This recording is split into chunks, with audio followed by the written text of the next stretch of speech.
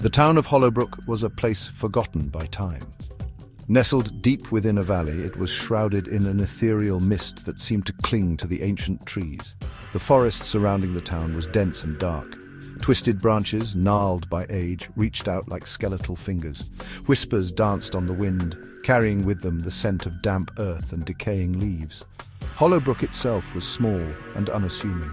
Its inhabitants were a hardy folk, their lives intertwined with the rhythms of nature. They were accustomed to the solitude. The silence of their world was broken only by the rustling leaves and the murmur of the nearby stream. Life in Hollowbrook was simple, untouched by the outside world. Generations had come and gone in Hollowbrook, their stories blurring into legend. The villagers lived by the whispers of their ancestors. They spoke of ancient magic that slept beneath the earth. These were more than mere tales to frighten children. They were woven into the fabric of their lives. The magic was real, a palpable presence that hung heavy in the air. The heart of Hollowbrook held a secret. It was an ancient tree, its roots reaching deep into the earth. It stood on a small hill overlooking the town. This tree, known simply as the Heartwood, was more than just a landmark. It was a symbol. The villagers believed it to be the source of the magic that permeated their lives, a silent guardian watching over them. One crisp autumn evening, as the sun began its descent, a stranger arrived at the edge of Hollowbrook. News travelled fast in the small town. The villagers watched from their windows as the figure approached. The stranger's silhouette was stark against the dying light. They walked with an air of quiet confidence, their head held high. The stranger, a solitary figure, was cloaked in a weathered garment. The hood obscured their face, hiding their features from view. They carried a wooden staff, its surface worn smooth by time and use. A single leather-bound journal was strapped to their belt. Its pages were filled with strange symbols that seemed to shift and change in the fading light. The villagers whispered amongst themselves, their voices hushed with a mixture of curiosity and apprehension. They were a private people. Strangers were a rare sight in their secluded world. This arrival, particularly one so shrouded in mystery, was an event of great interest. The air crackled with anticipation. The stranger, unfazed by the scrutiny, moved with an almost unnatural grace. They paused at the edge of town. Their gaze swept over the villagers, seeming to take in each and every one of them. Then, with a decisive nod, they moved forward.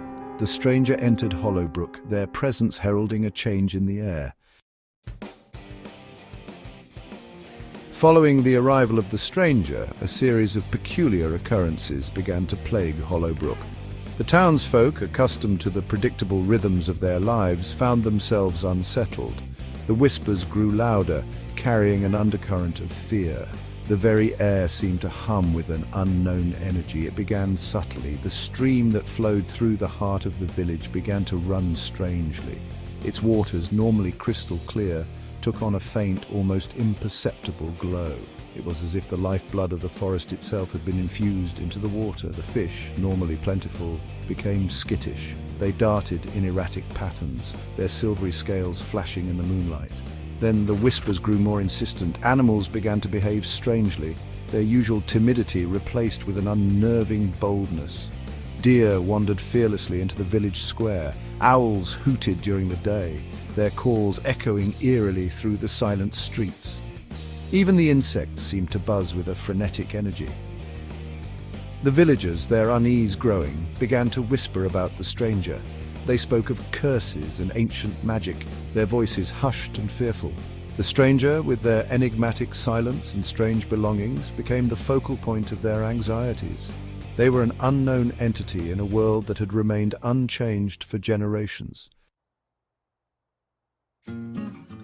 Among the villagers, there was one who felt a different kind of unease. Elara, the town's historian and keeper of their oral traditions, felt a stirring of curiosity.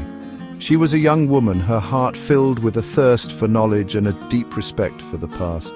Elara had spent countless hours poring over the fragmented scrolls and weathered parchments that held the history of Hollowbrook.